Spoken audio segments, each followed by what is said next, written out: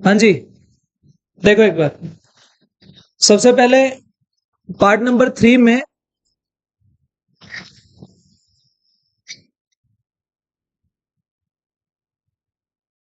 जल्दी आओ जल्दी। Complete analogy with electrostatics. ये पार्ट अगली 10 मिनट में खत्म हो जाएगा। ये पार्ट अगली 10 मिनट में खत्म हो जाएगा।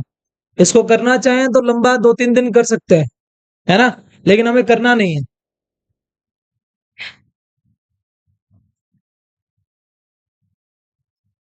यहां लिखिए magnetic dipole. Magnetic dipole.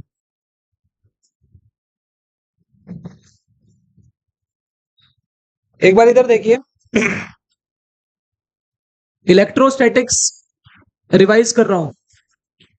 Electrostatics में इलेक्ट्रिक फील्ड आया था। इलेक्ट्रिक फील्ड में हमने गॉस लॉ पढ़ा था, और गॉस लॉ में हमने इलेक्ट्रिक डाइपोल का टॉपिक पढ़ा है। टॉपिक क्या था? Electric dipole. बताइए कैसा होता है इलेक्ट्रिक डाइपोल? दो equal and opposite charges separated by small distance. Meaning, ये देखो, ये माइनस क्यू, ये प्लस क्यू, दूरी कितनी है? 2a। आवाज नहीं आनी चाहिए भाई। माइनस क्यू प्लस क्यू, बीच में दूरी कितनी है? 2a। ये होता है इलेक्ट्रिक डाइपोल। इसका डाइपोल मोमेंट कितना निकलता था? P। क्या था वैल्यू? Q into 2a। ये हो गया। क्या ये वेक्टर क्वांटिटी है?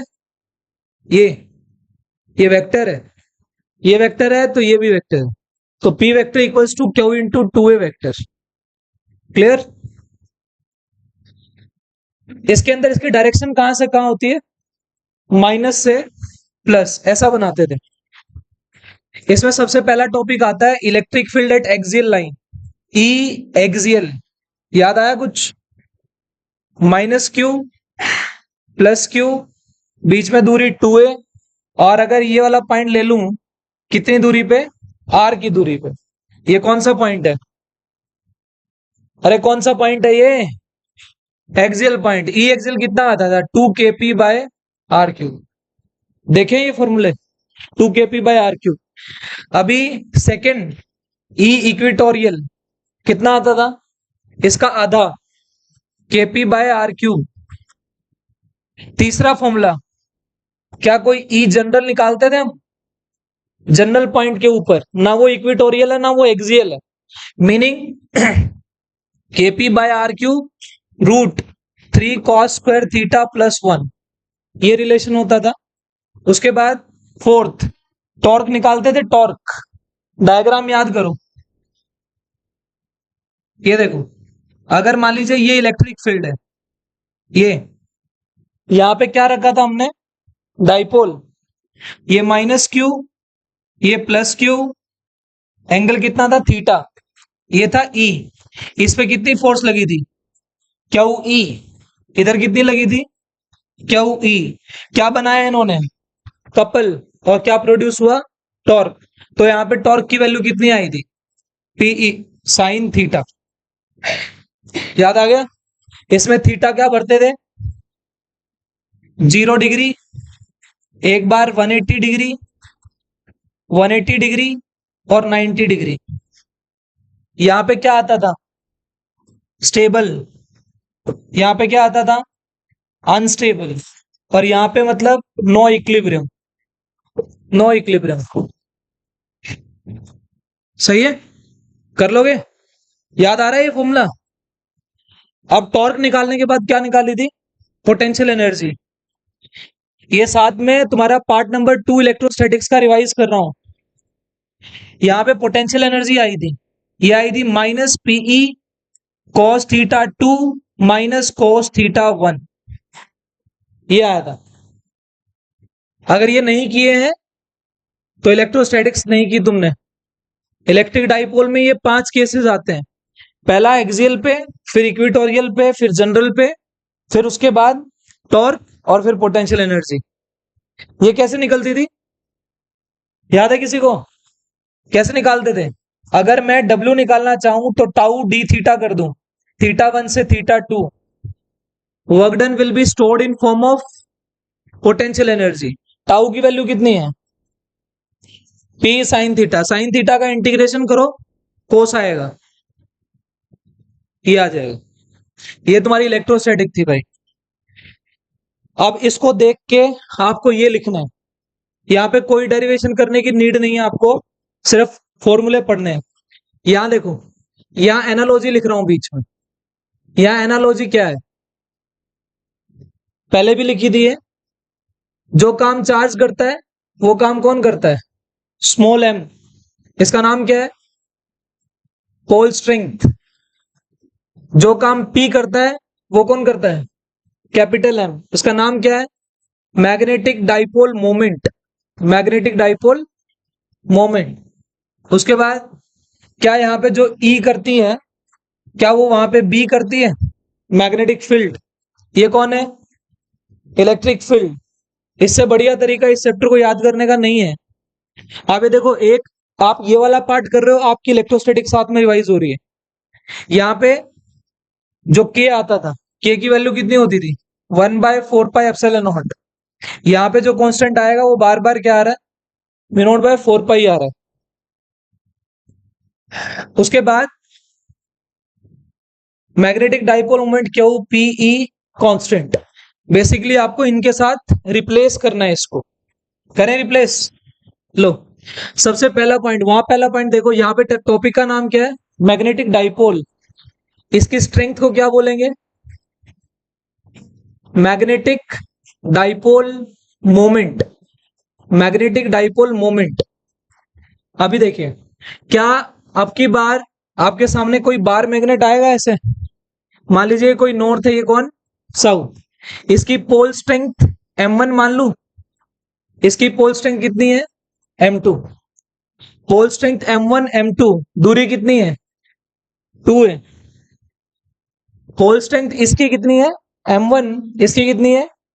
लेकिन क्या मुझे तो डाइपोल बनाना है, तो डाइपोल के दोनों की पोल स्ट्रेंथ क्या होनी चाहिए? सेम।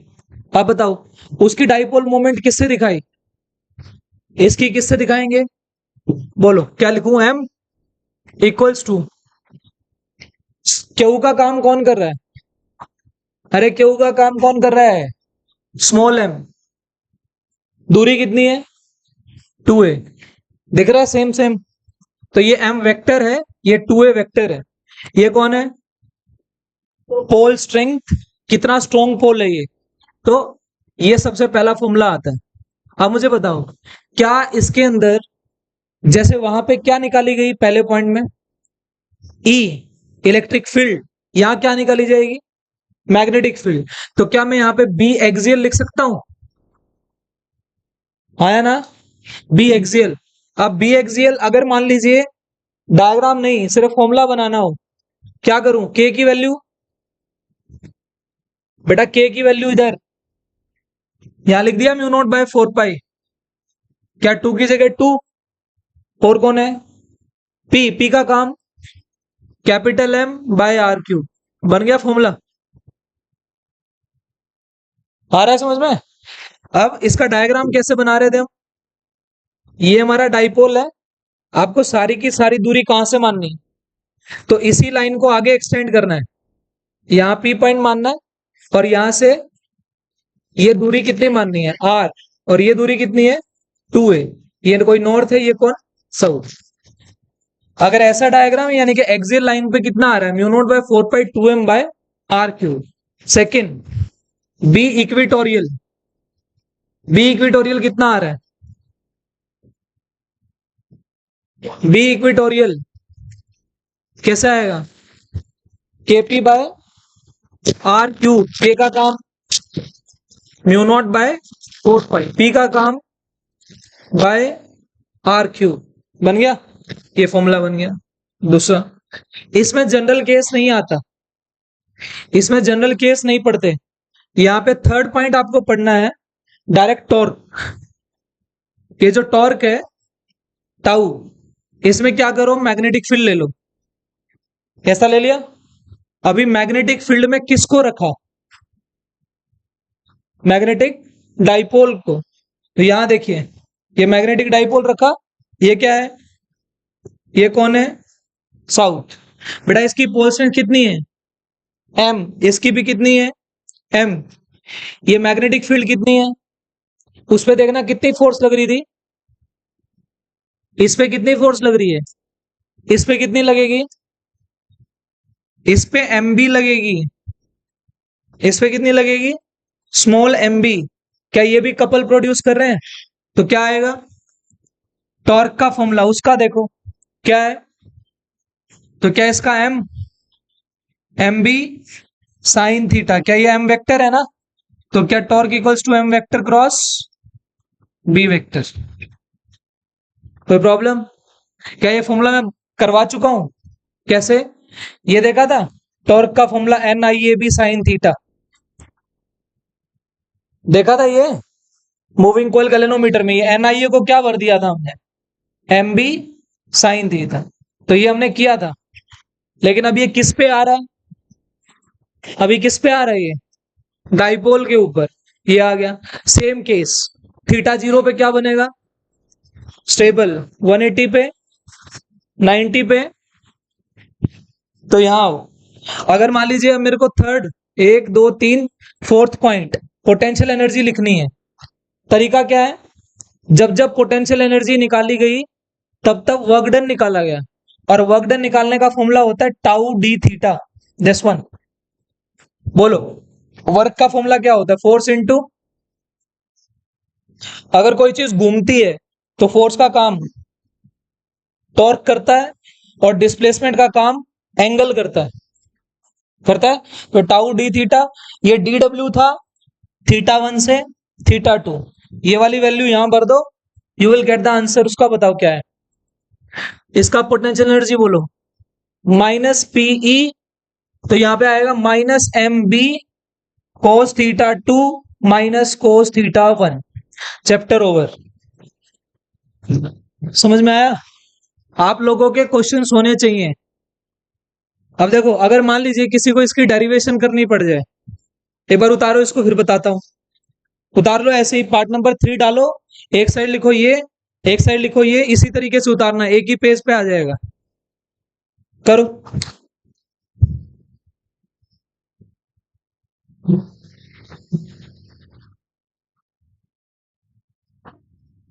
Last magnetic materials. देखो इसमें ना बहुत कुछ आता है। देखो कुछ चीजें मैं यहाँ के लिए छोड़ रहा हूं, जैसे कैपिटल एम। ये जो कैपिटल एम है इसके ब्रैकेट में लिखो, इसकी यूनिट होती है एम्पियर मीटर स्क्वायर। इसकी यूनिट होती है एम्पियर मीटर। ये दो यूनिट याद रखनी है, एक होती है एम्पियर मीटर स्क्वायर, एक होती है एम्पियर मीटर। पोल स्ट्रेंथ होती है एम्पियर मीटर में, ये होती है एम्पियर मीटर स्क्वायर में। पोल स्ट्रेंथ,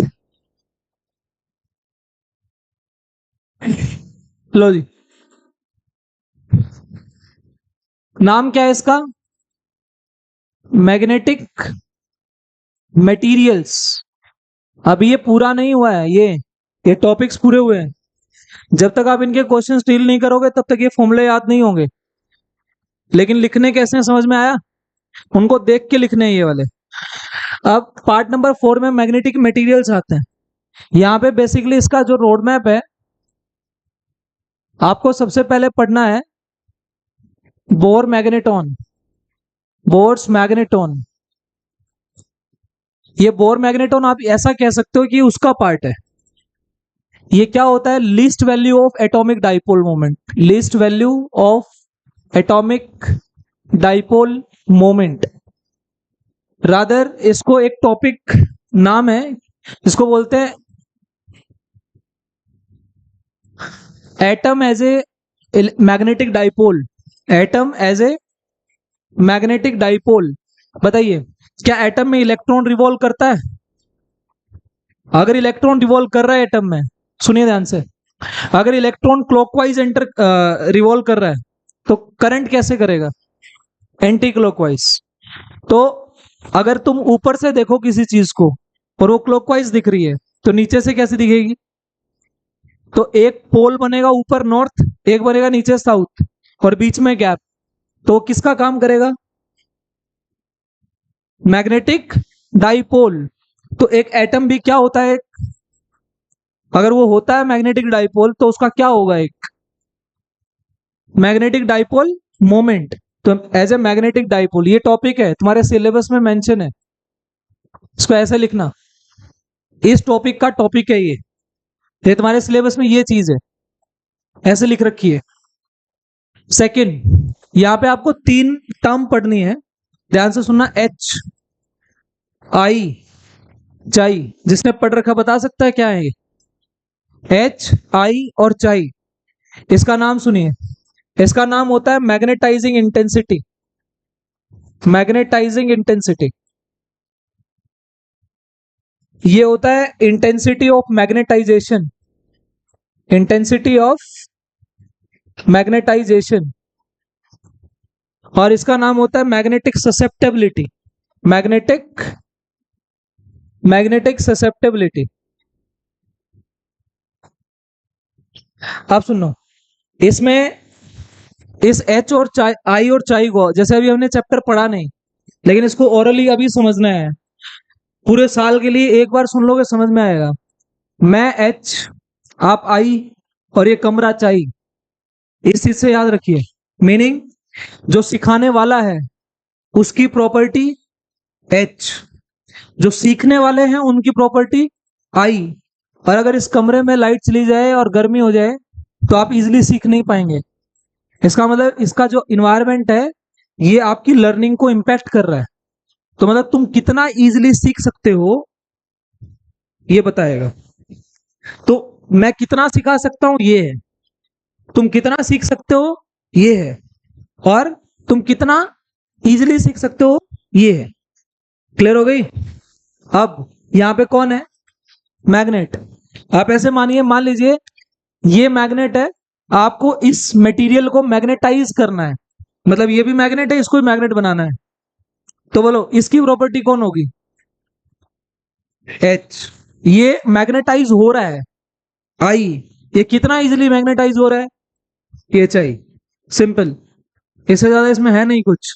ये देखो, ये जो एच होता है, इसमें इसकी यूनिट जो होती है वो होती है एम्पियर पर मीटर। इसकी यूनिट भी क्या होती है? Ampere per metre. इस चाई का जो फॉर्मूला होता है वो होता है आई बाय एच। इन दोनों को डिवाइड कर दो, चाई बन जाएगा। तो फॉर्मूले की जहां तक बात आई है, यहां पे इसका फॉर्मूला क्या बनेगा ये मैं कराऊंगा दोबारा, अभी सिर्फ रोड मैप में लिख रहा हूं ताकि दोबारा सुनोगे तो इजी लगे। यहां पे आई का फॉर्मूला बनता है कैपिटल एम बाय वी, या फिर स्मॉल एम बाय एरिया। बताओ कैपिटल एम की यूनिट क्या है? एम्पियर मीटर, वी की वॉल्यूम, मीटर क्यूब, कटेगा क्या बनेगा? Ampere per metre. ऐसे करके देखो, ये क्या है? एम्पियर मीटर, नीचे एरिया है, एरिया की 1 मीटर कट गया तो एम्पियर पर मीटर, ये आ गया। क्लियर? तो इंटेंसिटी का फॉर्मूला इस तरीके से डिफाइन करते हैं। समझ में आई तीनों प्रॉपर्टी? मैग्नेटाइज करने वाले की प्रॉपर्टी, मैग्नेटाइज होने वाले की प्रॉपर्टी, और ये कितना इजीली मैग्नेटाइज हो जाएगा वो ये। क्लियर हो गया? ये जो है ये सीधा सीधा टेम्परेचर के साथ रिलेशन होता है। थर्ड टॉपिक में यहां पे आप पढ़ोगे मैग्नेटिक मटेरियल्स, ये बना के छोड़ देना, ये कल करेंगे। मैग्नेटिक मटेरियल्स, इसमें 3 आते हैं, डाया, पैरा और फेरो। डाया मैग्नेटिक, पैरा मैग्नेटिक और फेरो मैग्नेटिक, 3। अब फोर्थ इसमें आएगा क्यूरी लो। ये जो क्यूरी साइंटिस्ट थे इन्होंने अपना लो दिया और उसने इन दोनों का रिश्ता बताया, चाई और टेम्परेचर, रिलेशन बिटवीन चाई एंड टेम्परेचर। सही है? क्लियर? इसके अंदर 5वां आता है हिस्टैरिसीस कर्व, जो कि बोर्ड में तो नहीं आएगा लेकिन आपको पढ़ना जरूरी है। ये देखो फिर से 5 पॉइंट स्ट्रेटजी, 5 पॉइंट में चैप्टर ये वाला भी। इसमें आओ, ये 4 में आ रहा है, ये 4 या 5 एक जैसे ही है, तो सारे के सारे पार्ट्स में 5-5 टॉपिक आ रहे हैं, राइट। अगर मान लीजिए आपकी एफिशिएंसी किसी 2 में आ रही है 5 में से, तो भी बेटर है। जैसे यहाँ पे ये जो कंप्लीटली थ्योरेटिकल है, इसमें कुछ भी नहीं है, आपको इनकी प्रॉपर्टी याद करनी है। डायमैग्नेटिक कैसे होते हैं, इनके एग्जाम्पल दो। पैरा कैसे होते हैं, इनके एग्जाम्पल दो। तो ये तो बहुत सिंपल है, लेकिन जो न्यूमेरिकल पोर्शन बनता है वो एक तो यहां से बनता है और एक यहां से बनता है, और यहां से इतना ही बनता है जो दिख रहा है। चाहे आई बाय एच है, चाहे टेम्परेचर पे रिलेशन है, चाय का और टेम्परेचर का क्या बनेगा, ग्राफ। बस पिक्चर समझ में आ गई। ये पिक्चर ऐसे चलेगी इसमें। ये वाला चैप्टर 3 कौन सा है, करंट इलेक्ट्रिसिटी। चैप्टर 4 चैप्टर 5 है ये एनसीईआरटी का चैप्टर 5 है दोनों। पार्ट 3 पार्ट 4 एनसीईआरटी का चैप्टर नंबर 5 बनाते हैं। चैप्टर नंबर 5 ये देखो, ओवरव्यू समझ में आया। कल मुझे फिर से यहीं से शुरू करना है, यहां से। इसमें बोर मैग्नेटोन पहले सुना है, एटम वाले में आया होगा। तो बोर मैग्नेटोन क्या होता है, least value of atomic dipole moment होती है। इसका फॉर्मूला आता है m equals to n times mu B. याद है कुछ म्यू बी की वैल्यू, EH बाय 4πm। ऐसी कभी देखी है, ये EH बाय 4πm होता है। Planck's constant, mass of electron, charge on electron, and this is how magnetism is finished. Clear. कल के लिए मतलब नेक्स्ट कल टेस्ट है भाई, कल टेस्ट है। आगे समझ में, कभी बोलो टेस्ट नहीं था। और सिलेबस में पार्ट नंबर 2 तक आएगा, गैल्वेनोमीटर तक आएगा। यस, जो अभी अभी गैल्वेनोमीटर के क्वेश्चन करा रहा हूं, कम से कम 5 से 7 क्वेश्चन तो गैल्वेनोमीटर के दूंगा, पहले ही बता दिया तुम्हारे को। F equals to Q V B sine theta, 5 फॉर्मूले R equals to M V by B Q. Part number 2 का पहला टॉपिक और लास्ट टॉपिक सबसे ज्यादा इंपॉर्टेंट। पहला टॉपिक कौन सा था, जिसके अंदर हमने क्यू वी बी को M V square by R के बराबर किया था। वहां पे कितने फॉर्मूले निकले थे, 5। आर का, वी का, ओमेगा का, टी का, फ्रीक्वेंसी का, और उससे रिलेटेड क्वेश्चंस हमने कर लिए। आर का फॉर्मूला था काइनेटिक एनर्जी में और पोटेंशियल में, और गैल्वेनोमीटर के क्वेश्चन में अभी करा रहा हूं। और ठीक, नेक्स्ट करेंगे भाई पार्ट नंबर 4।